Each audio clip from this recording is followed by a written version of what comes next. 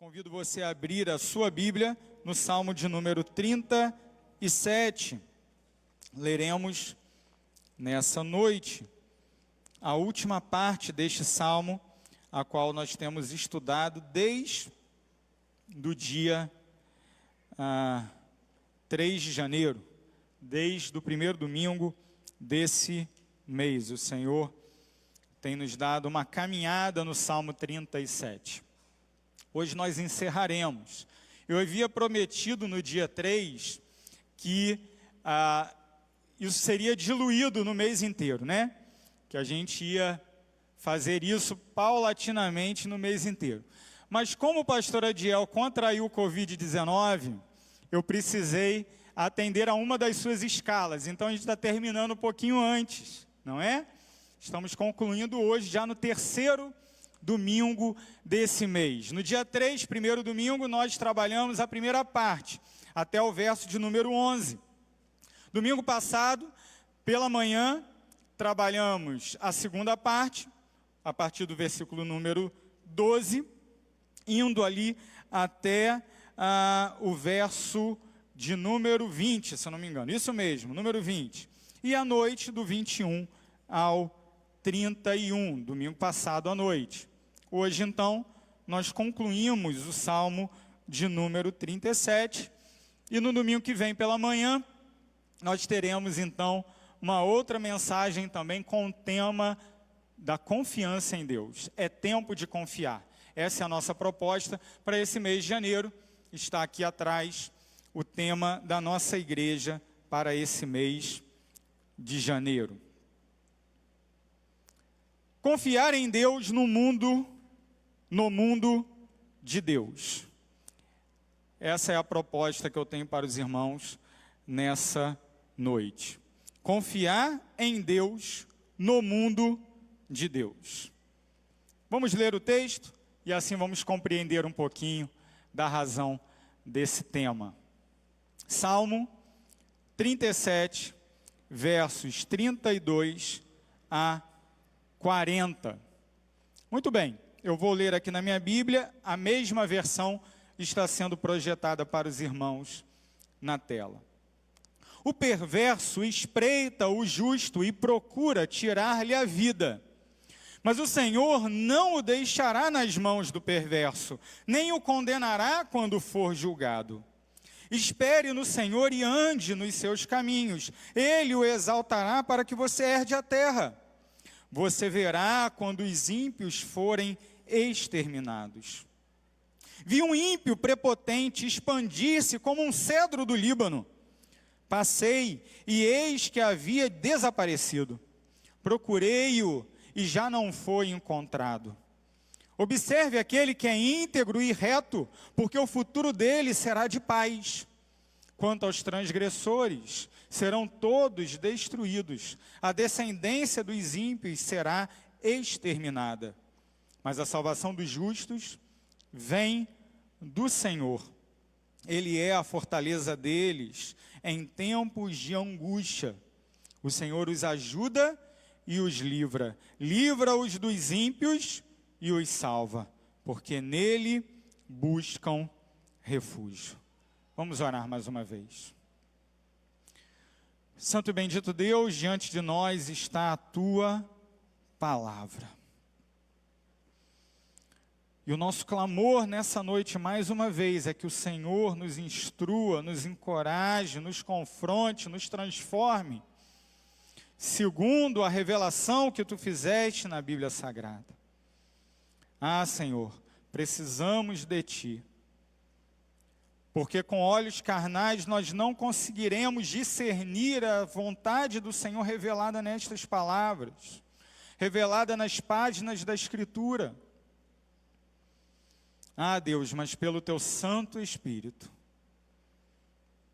nós podemos ter os nossos olhos espirituais desvendados para contemplar as maravilhas da Tua lei. Ah, Deus, por favor, encoraja a Tua igreja, lembrando, ó Deus, a cada um de nós, que Teus mandamentos jamais nos serão pesados. É um privilégio andar na tua presença. Mesmo quando as circunstâncias nos forem desfavoráveis, o Senhor continua guardando, guiando, protegendo e garantindo o teu povo. Muito obrigado, Senhor, por tão maravilhosa promessa.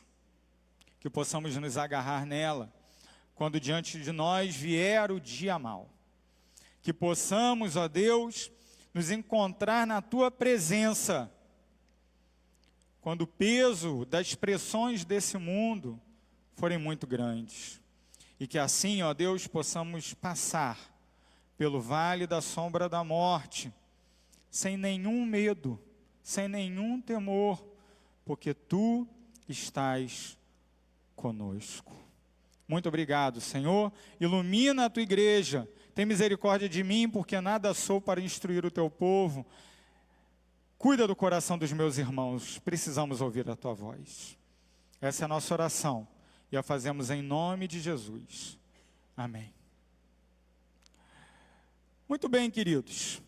No primeiro momento, falamos de confiar em Deus no mundo de impiedade, no mundo de injustiça, no mundo onde contemplamos o ímpio prosperar, enquanto o santo sofre, padece, experimenta dor. Aprendemos que não devemos nos irar contra Deus, não devemos permitir que o nosso coração se revolte contra o Senhor, que conduz com mão soberana todas as coisas e que cuida de nós, mesmo quando não percebemos, mesmo quando não enxergamos a sua ação sobre nós.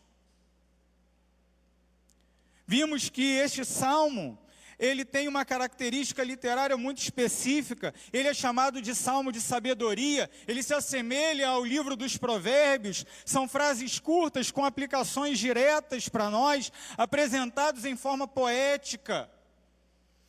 O salmista aqui, o rei Davi, ele nos dá então conselhos práticos relacionados à confiança no Senhor. E o primeiro conselho que ele nos dá é: não fiquemos chateados, entristecidos, irados, quando a vontade do Senhor não é igual à nossa. Ele é Senhor e nós somos servos, e não o contrário. Nós devemos nos submeter.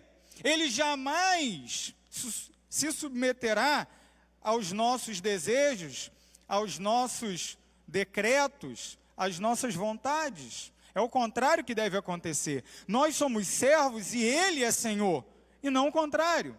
Por isso não devemos nos irar contra Deus, quando Ele conduz a nossa história segundo o seu querer, segundo sua ação soberana. Domingo passado, vimos que isso muitas vezes nos parece muito injusto. Quando olhamos a impiedade prosperar e vemos o santo sofrer, isso muitas vezes gera em nosso coração uma dor profunda.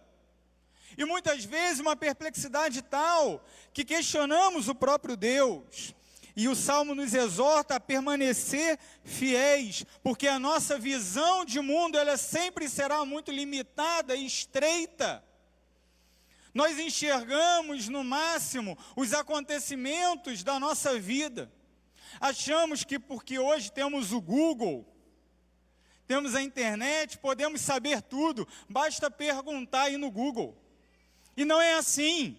O único que conhece todas as coisas, o único que sabe todas as coisas e que tem a história do mundo nas suas mãos e que conduz cada passo e cada dia dessa história é o Senhor. Contudo, o Deus Todo-Poderoso, soberano, aquele que guia toda a história e todas as coisas, esse Deus, o nosso Deus, Ele não trata o tempo como nós tratamos.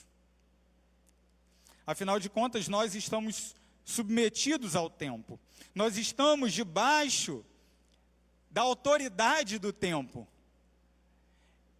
E o passar do tempo, dos anos, é um fenômeno impressionante, que às vezes nos gera alguns sustos. Sabe quando você acorda de manhã e olha no espelho e descobre aquele cabelo branco novo? Então, qual tipo de reflexão isso te gera?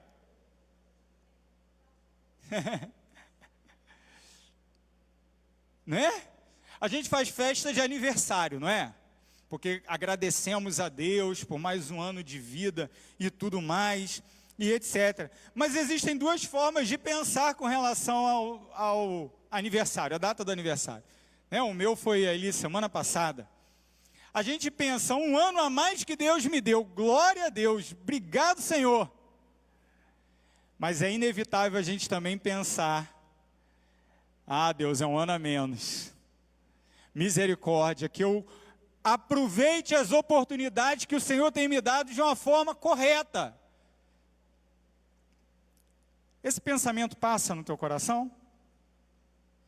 Normalmente, quanto mais velho a gente fica, mais reflexivo com relação à vida a gente fica, não é? Quando a gente é menino, menina, criança ainda, nosso negócio é correr, brincar, se divertir, não é? Tudo é motivo de riso. Como é bom ser criança, mas como passa rápido, né?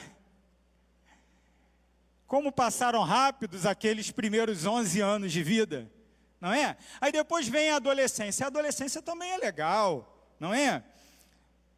A minha adolescência, pelo menos, foi muito boa, vivida na igreja, com os amigos, indo para retiro, acampamento, coisa boa.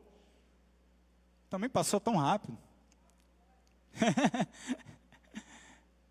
Tem gente que talvez nem lembre mais de como era a vida antes dos 18 anos, não é? E quando eu penso que já se passaram 20 anos, desde os meus 18 anos, Alexandre, isso me dá um susto danado, sabe, pastor Marcos? 20 anos atrás eu entrei no seminário. Que coisa, gente! Eu entrei no seminário com 18 anos. Fiz 18 anos em janeiro, fui para o seminário em março. Já tem quase 20 anos. Agora em março vai completar 20 anos. A nossa vida é assim, ó. É um sopro, não é? Não é?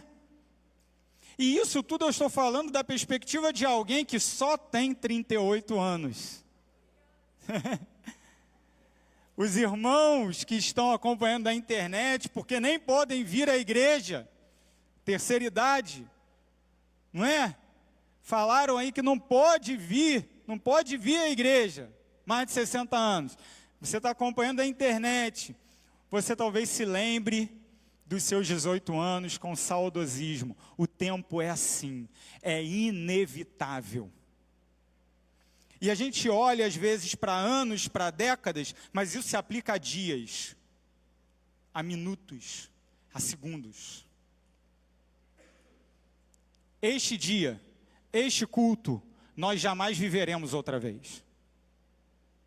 E quando daqui sairmos, seremos outras pessoas, diferentes daquelas que aqui entraram. Por isso, então, nós precisamos compreender que o Senhor, Ele olha muito mais amplamente do que nós podemos olhar. E por isso devemos confiar nele, porque ele sabe o que é melhor. E quando nos submetemos a ele e confiamos plenamente nele, o que acontece conosco é que podemos descansar. As tribulações, as crises dessa vida sobrevirão sobre nós, mas não nos afetarão ao ponto de nos levar para o desespero, para a depressão, para a ansiedade. O Senhor aqui quer preservar a nossa alma, porque a nossa alma aqui é a mesma que desfrutará da eternidade com Ele lá no céu. Chegamos então nessa última parte do Salmo. E o desafio de Davi continua sendo exatamente o mesmo para nós. Confie no Senhor, espere no Senhor, dependa do Senhor em absolutamente tudo na sua vida. Comentando esse Salmo, Martinho Lutero, que era alguém de palavras duras muitas vezes, escrevendo a rainha da Hungria, no seu comentário sobre 4 salmos selecionados, ele escreveu o seguinte: ó deslealdade vergonhosa, desconfiança e incredulidade malditas. Recusamo-nos a crer nessas ricas, poderosas e consoladoras promessas de Deus. Quando ouvimos palavras ameaçadoras dos ímpios, começamos a tremer a menor ameaça. Que Deus nos ajude a alcançar a verdadeira fé que vemos ser exigida a todo o momento pelas Escrituras. Amém. Queridos, eu selecionei esse trecho do comentário de Lutero ao Salmo 37, porque essa exortação é exatamente a exortação que eu e você precisamos receber nessa noite. Estamos na 4ª mensagem acerca de confiança em Deus somente no Salmo 37. E não devemos nos esquecer que tanto o pastor Adiel quanto o pastor Henri também trabalharam o mesmo tema.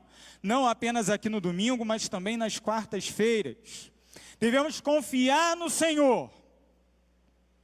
Mas como tem sido a tua semana entre esses últimos domingos?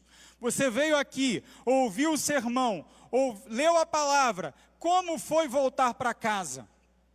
Como foi encontrar com teu chefe? Como foi encontrar as contas que não estavam batendo lá na empresa?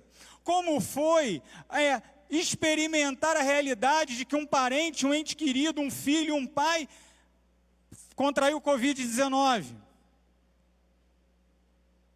Como foi, talvez, simplesmente ligar a televisão, no telejornal, e ver tanta notícia ruim, tanto problema, tanta tristeza, tanta morte, e voltar a olhar para o seu próprio coração e se ver muitas vezes cabisbaixo, entristecido, até mesmo ansioso, por estar experimentando toda essa realidade ao nosso redor e não ver para ela saída.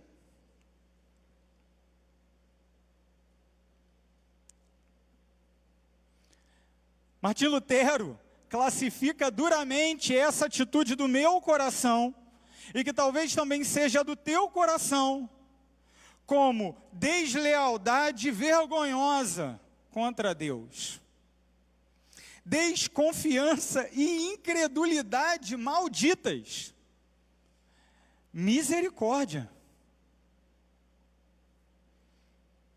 E esse alemão era dureza mesmo. Pastor da cajadada dura, Alexandre. Mas que eu e você precisamos receber nessa noite. Você vai perceber, talvez já tenha percebido, que os temas desse trecho que acabamos de ler, eles se assemelham aos temas anteriores. Quando olhamos, por exemplo, para o primeiro grupo, 32 e 33, o perverso espreita o justo e procura tirar-lhe a vida, mas o Senhor não deixará nas mãos do perverso, nem o condenará quando for julgado.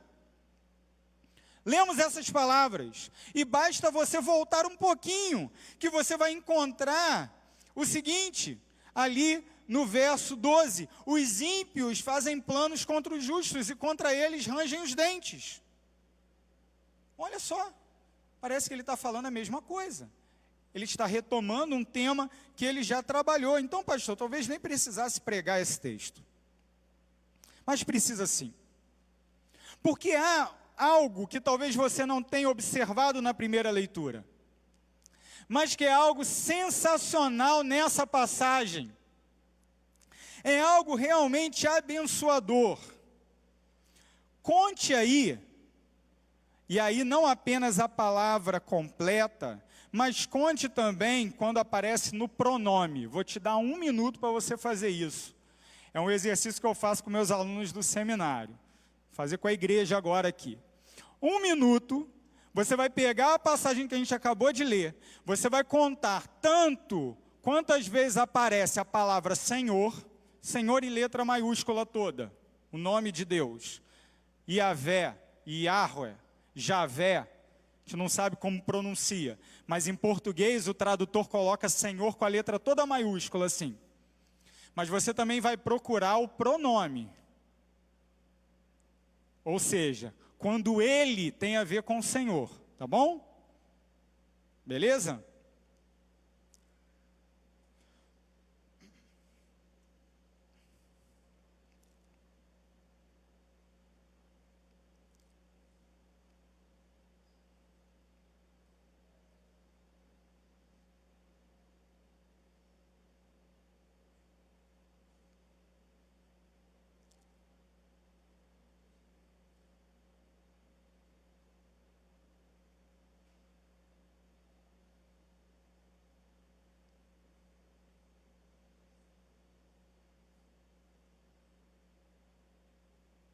Amém ou misericórdia?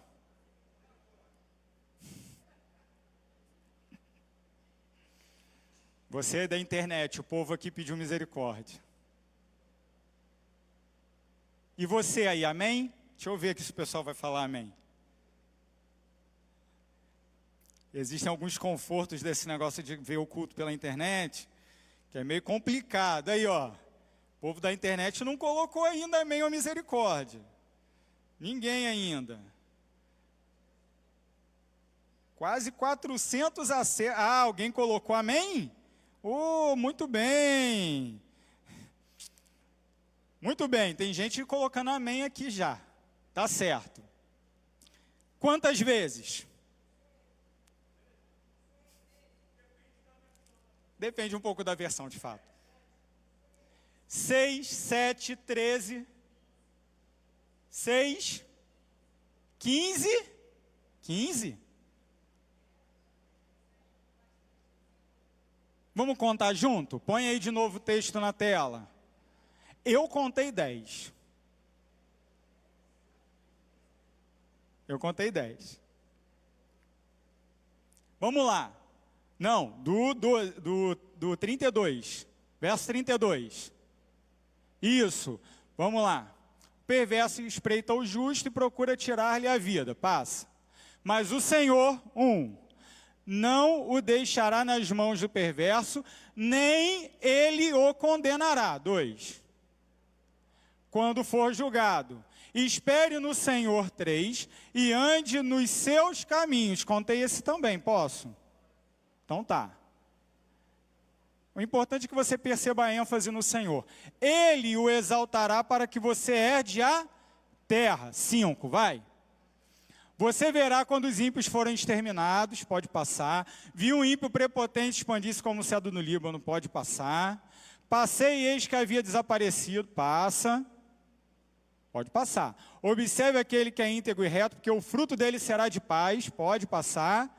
Quanto aos transgressores, serão todos destruídos, a descendência dos ímpios será exterminada. Agora volta, vai. Pode passar o 39. Mas a salvação dos justos vem do Senhor. 6. Ele é a fortaleza deles em tempos de angústia. O Senhor os ajuda e os livra. Livra-os dos ímpios. Se eu botar mais um dedo aqui, o microfone cai. 10. Porque nele buscam refúgio. Essa foi a minha contagem na Nova Almeida atualizada. Mas, de fato, pode haver uma diferençazinha de uma versão para outra. Tá? Principalmente porque o texto hebraico, na poesia, é sempre um desafio para o tradutor. Ele precisa ter um trabalho intenso ali para fazer esse trabalho de tradução. Mas não tem problema. O meu objetivo aqui é que você entenda o seguinte. Diferente das últimas sessões que estudamos do Salmo, o Senhor aqui aparece o tempo todo. Como protagonista. Ele é protagonista da Bíblia inteira. O Senhor Deus é o personagem principal da Sagrada Escritura inteira. Mas eu quero que você perceba nessa passagem específica, que na conclusão do Salmo, ou seja, quando o salmista ele conclui o seu argumento e quer deixar claro para nós que devemos confiar no Senhor, ele repete o nome de Deus diversas e diversas vezes, traz a memória minha e sua, como leitores, de que Deus está no controle, de que Ele está conduzindo todas as coisas. Quando você olha, por exemplo, outros momentos do Salmo, onde ele fala da destruição do perverso, o Senhor não é o sujeito.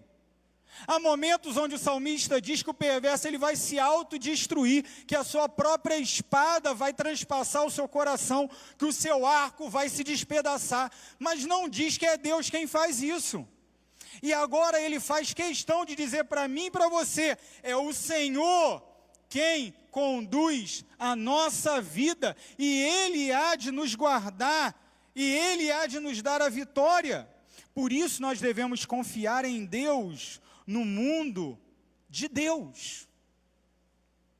Muitas vezes a gente não leva isso em consideração.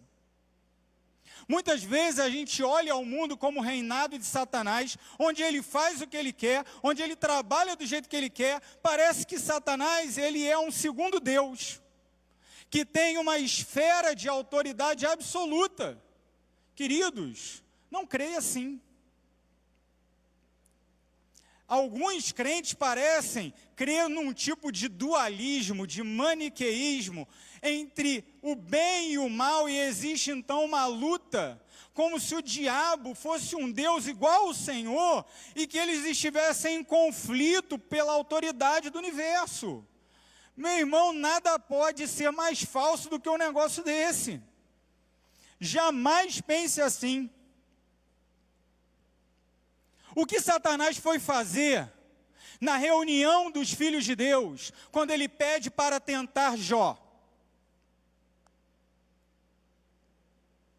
Se Satanás tem autoridade nesse mundo, ele não deveria ir ali.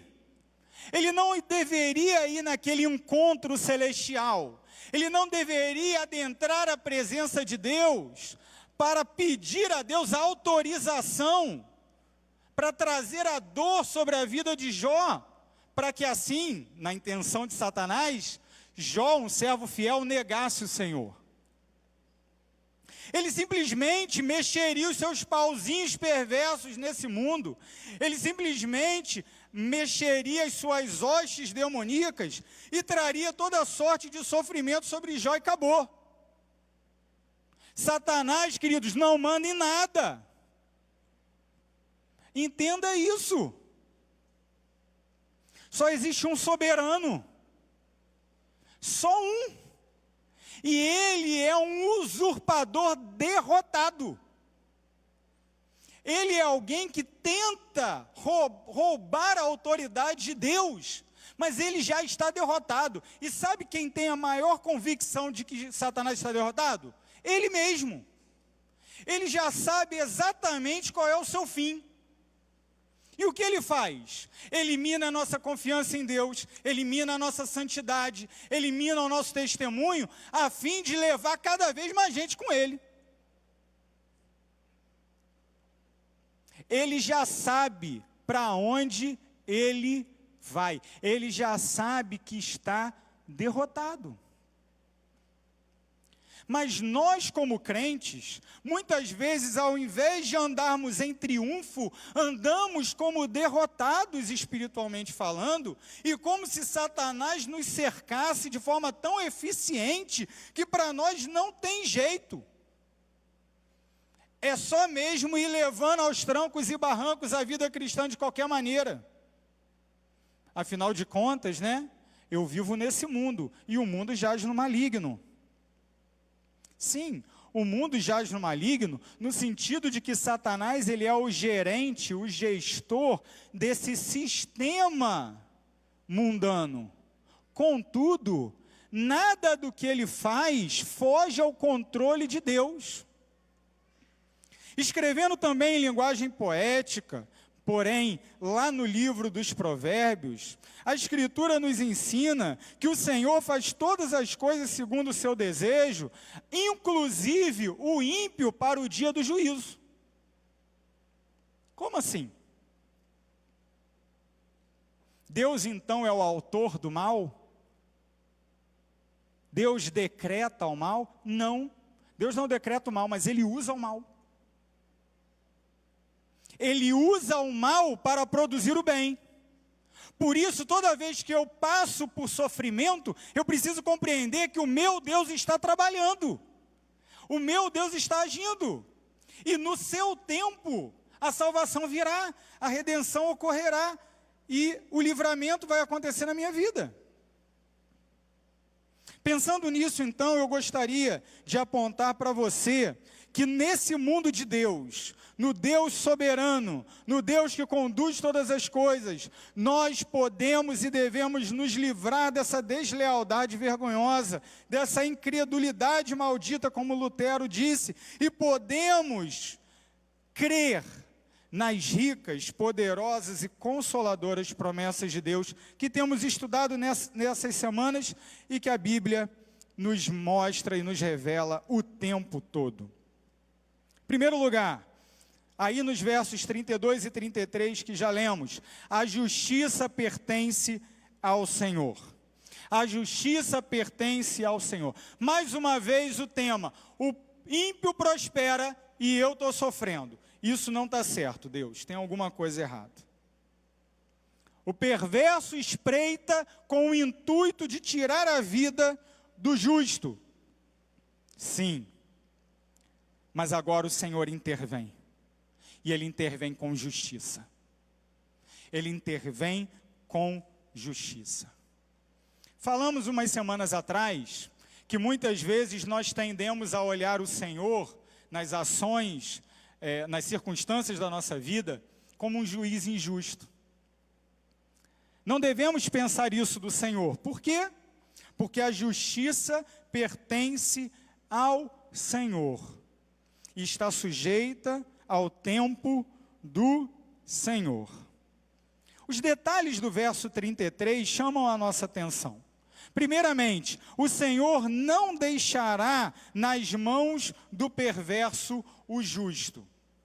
Daí a gente já tem uma crise, porque talvez você pense assim, pastor, mas eu estou na mão de um cara terrível lá no trabalho, você não tem noção. Você não tem noção da desonestidade do meu chefe, da maldade, e eu estou sujeito àquele homem. Como então eu posso crer numa palavra que diz que o Senhor não o deixará na mão do perverso? Vamos além. Vamos pensar nos nossos irmãos da igreja perseguida. Daqui a pouco começaremos o mês de missões mundiais, em março. Estamos às portas, já temos tema e tudo, não é?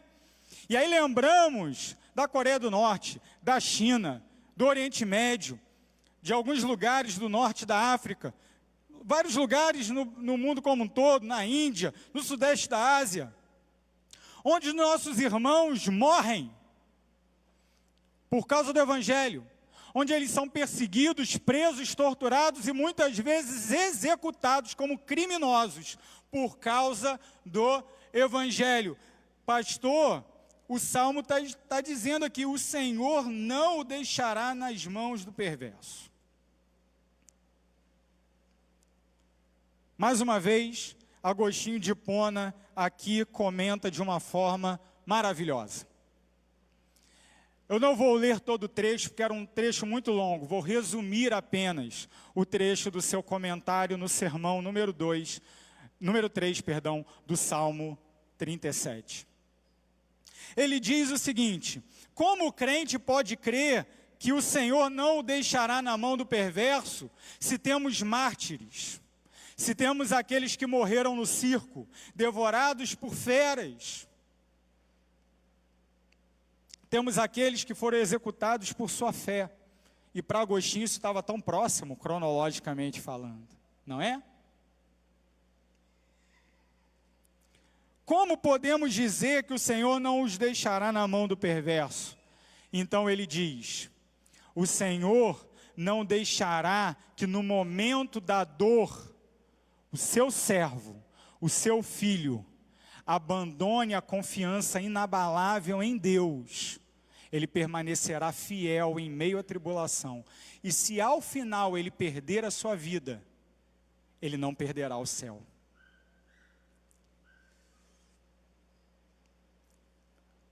Queridos, sem dúvida alguma, é uma doutrina bíblica, correta, ortodoxa, indiscutível, que o Senhor, Ele mantém na sua mão todos os seus santos. Não existe perda de salvação. Não existe uma situação de você estar salvo um dia e não salvo no outro. Não existe isso. Contudo, se o meu coração não consegue depender do Senhor, ao atravessar os sofrimentos que Ele permite que eu atravesse nessa vida, se eu não consigo experimentar a dependência em Deus, se eu não consigo experimentar o descanso em Deus quando tudo está ruindo,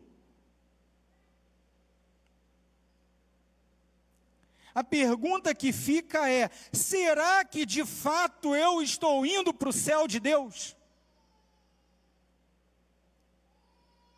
Será que de fato eu recebi a redenção que é eterna? Será que de fato eu tenho a dimensão do que ganhei no Evangelho? E que ninguém pode me separar disso?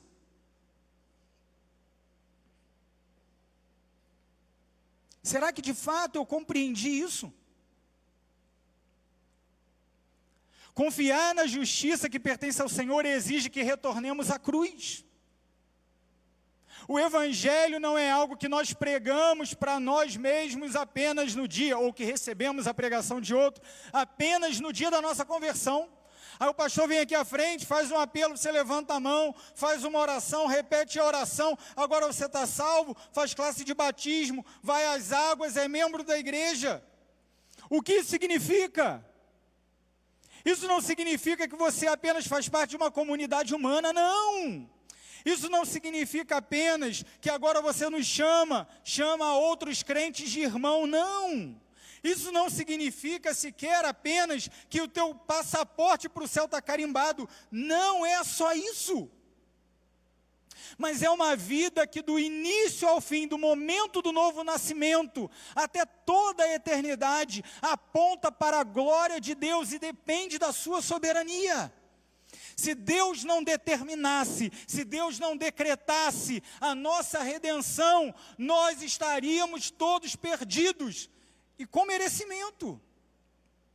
Não há nada que nós não mereçamos que não seja o inferno de fogo. Mas leia o final do verso 33. Não apenas o Senhor não nos deixará na mão do perverso. O mártir, morto no circo, quando ele fechou seus olhos, talvez na boca de uma fera, ele abriu na presença do Senhor. Glória a Deus. Agora, será que esse homem, essa mulher, que morreu por causa do Evangelho,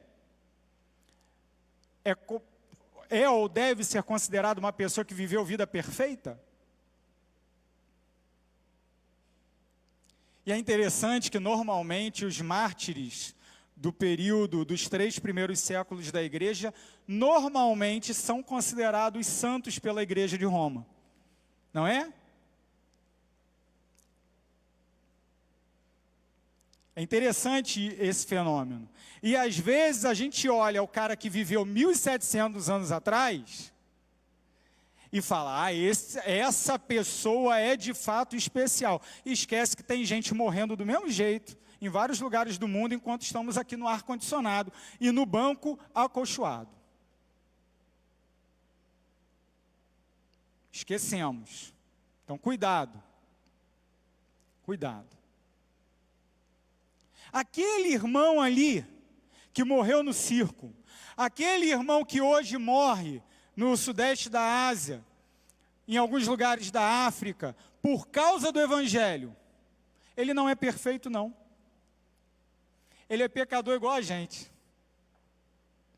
Ah, mas o camarada, ele é um mártir do Evangelho, mas ele é um mártir pecador. Pecador, igual eu e você. E a gente já falou isso várias vezes, e eu quero repetir, porque aqui está a beleza do Evangelho. O que vai acontecer? Morreremos aqui, nos encontraremos com o Senhor, por causa de uma única razão, que é o final desse verso 33. Nem o condenará quando for julgado. O Senhor não nos condenará, porque temos um advogado diante do Pai, Jesus Cristo, o justo.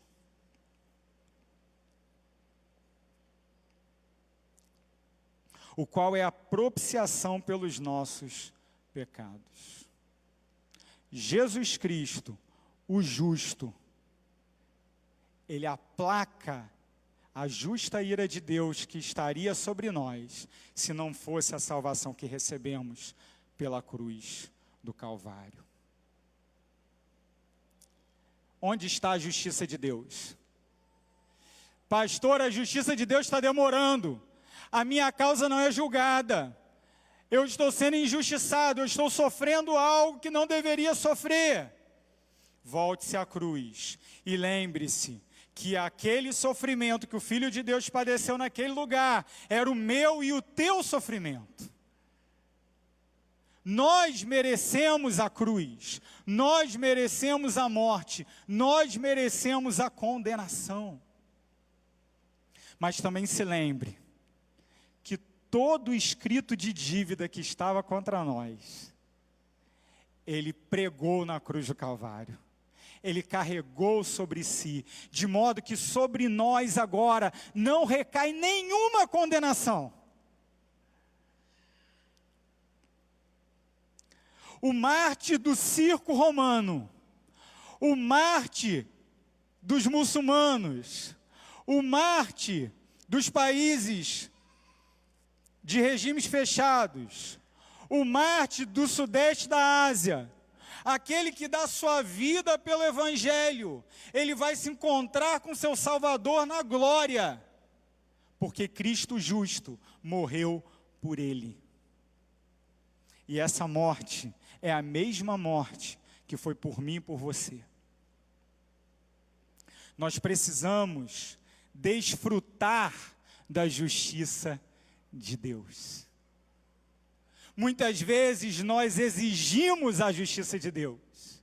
Temos pressa, anseio pela justiça de Deus em causas tão pequenas na nossa vida e esquecemos que o escrito de dívida que era contra nós não está mais contra nós, porque nenhuma condenação há para quem está em Cristo Jesus, nosso Senhor. A justiça pertence ao Senhor. Em segundo lugar, o tempo pertence ao Senhor. Confiar em Deus no mundo de Deus envolve esperar o tempo de Deus. Espere no Senhor e ande nos seus caminhos. Ande nos seus caminhos. Enquanto espera, você deve andar. Isso coloca a perspectiva da espera cristã no eixo, no lugar certo. Muita gente fala assim, eu estou esperando em Deus, o cara não faz nada. Nada. Estou esperando em Deus a porta de emprego, o cara nem digita o currículo. Deus vai abrir para mim uma porta, mas o cara não está fazendo nada. Nada. Em termos de mordomia do tempo, em termos de vida de santidade, em termos de gratidão, em termos de dependência, ele não está fazendo nada. Eu estou esperando em Deus, está fazendo o quê? Estou deitado. Deitado na cama. Estou descansando em Deus, deitadão lá na cama. Não. Não é isso. Espere em Deus e ande nos seus caminhos. Enquanto espera, você deve refletir quem Deus é. Enquanto espera, você deve se submeter à sua lei. Enquanto espera, você deve servi-lo na sua obra. Enquanto espera, você deve andar na tua vida, caminhando para aquilo que é óbvio que você deve fazer. O melhor empregado para se contratar é aquele que trabalha mesmo sem emprego. Então, você quer que Deus te abra uma porta de emprego? Meu filho, corre atrás. Mas não fique ansioso. Aí que está a atenção. Não seja preguiçoso, mas não seja ansioso.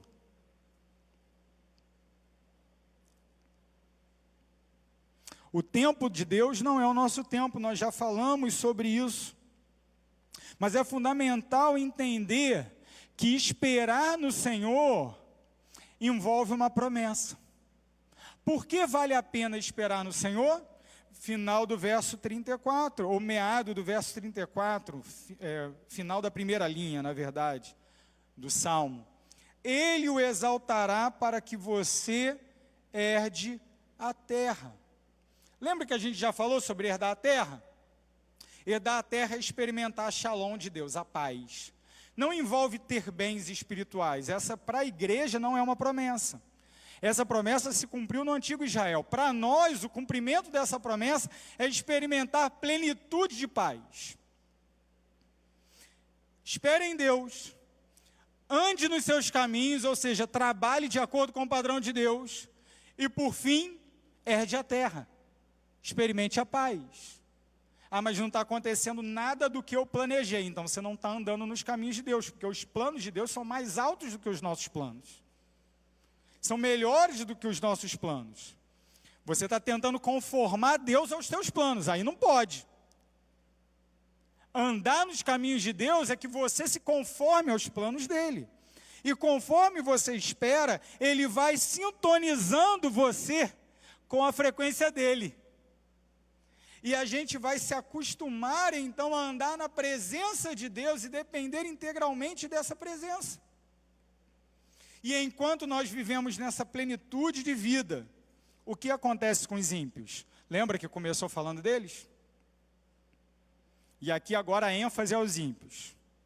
Daqui até o final do verso 38. Você verá quando os ímpios forem exterminados. Complicado isso, né?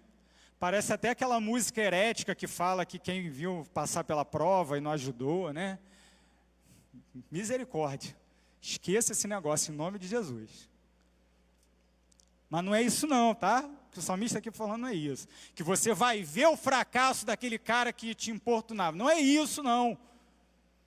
Tampouco o crente deve se orgulhar com o fracasso, com a desgraça de seja lá quem for. Por favor. Se você está esperando alguém se dar mal, para bater palma, para se alegrar, cuidado, hein? Que a disciplina de Deus vai vir sobre você. Deus não quer que a gente fique querendo mal de ninguém, não. Tá? Mas há um fato histórico aqui envolvido. Há um fato histórico relacionado, claro, ao contexto imediato de Davi, das batalhas nas quais ele se envolvia, nas lutas nas quais ele se envolvia. Davi era um rei militar, ele se envolvia em guerras. Então ele está falando que no contexto da guerra, quando um lado ganha, inevitavelmente ele contempla a derrota do outro. Não tem o que fazer. Tá? Quando os aliados chegaram em Berlim, no bunker onde Hitler havia se matado, e fincaram ali a sua bandeira, consequentemente derrubaram a suástica. Não é assim? Assim terminou, ou começou a terminar, a Segunda Guerra Mundial. A guerra terminou quando uma bandeira caiu para a outra ser erguida. É assim que acontece em qualquer guerra. Quando o pendão de Davi era erguido, o pendão do seu inimigo tombava. É disso que ele está escrevendo de forma imediata. Mas de modo histórico, cósmico, global, nós podemos olhar numa outra perspectiva. Haverá o dia em que o Senhor Jesus virá, consumará essa história, toda a língua confessará e todo joelho se dobrará. O que ficará claro nesse dia? A vitória do Cristo, a derrota do pecado. Você verá quando os ímpios forem exterminados. Naquele dia, o Senhor Jesus falará para alguns: apartai-vos de mim, malditos, porque jamais vos conheci. E essa palavra será uma palavra de justiça. Será a palavra do Senhor aplicando a sua justiça. Então nós não podemos fugir da realidade de que no futuro, aquele que caminha na direção contrária ao Evangelho de Cristo, aquele que volta suas costas contra aquilo que Cristo oferece na cruz do Calvário, ele será, a palavra é dura, mas é a palavra do texto, exterminado. A imagem passa a ser outra. Não a imagem da guerra, mas a imagem da árvore. Vi um ímpio prepotente expandir-se como um cedro do Líbano. Passei e eis que havia desaparecido. Procurei-o e já não foi encontrado. Um cedro maduro, ele demora mais ou menos 40 a árvore demora mais ou menos 40 anos para a maturidade. Mas ela ainda cresce muito mais depois disso, podendo chegar a 40 metros de altura e a 15 metros de diâmetro da sua copa. É uma árvore que chama atenção. Quando você olha, você fala: que árvore!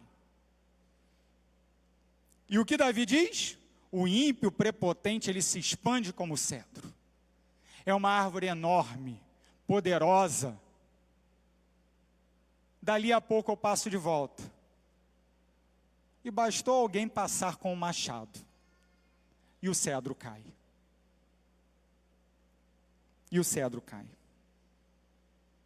Passei e eis que havia desaparecido. Procurei-o e já não foi encontrado. Os irmãos vão lembrar que o salmista usa a imagem do feno, lá no início do salmo.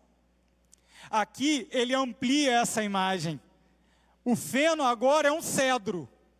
Não mais o mato, o capim, mas é um cedro. Sim, o ímpio pode parecer um cedro, mas ele vai cair. Porque é assim. Assim acontece, tem acontecido com todos os impérios desse mundo.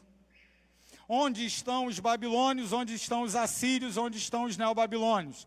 Não estão mais em lugar nenhum, passaram. Onde está o Império Romano? Passou.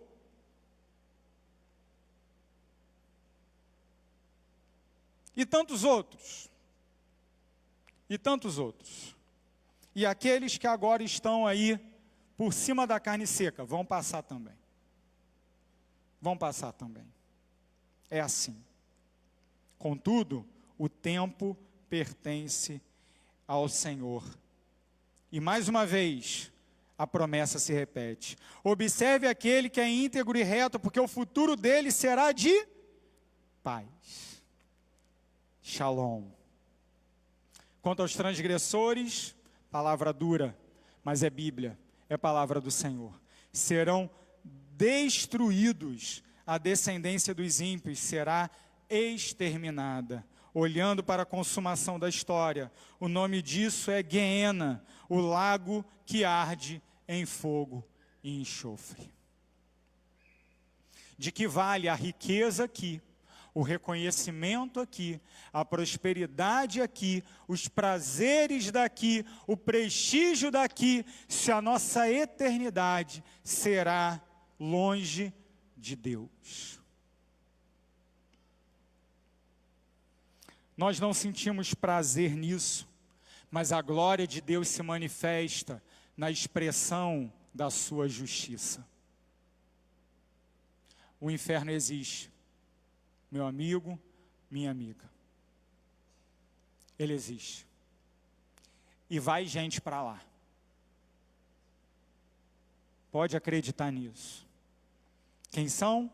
São aqueles que abraçam com todas as suas forças os valores desse mundo e acham que esses valores lhe oferecerão redenção. Enquanto o justo, enquanto crente, pode entregar toda a sua vida ao Senhor e pode exclamar com o salmista e conosco aqui também na conclusão do salmo: a salvação vem do Senhor. A salvação vem do Senhor. Salmo 30, versos 39 e 40 do Salmo 37. Mas a salvação dos justos vem do Senhor. Ele é a fortaleza deles em tempos de angústia. O Senhor os ajuda e os livra, livra-os dos ímpios e os salva, porque nele buscam refúgio. Folheie a sua Bíblia aí, por favor, para o livro do profeta Jonas, capítulo 2.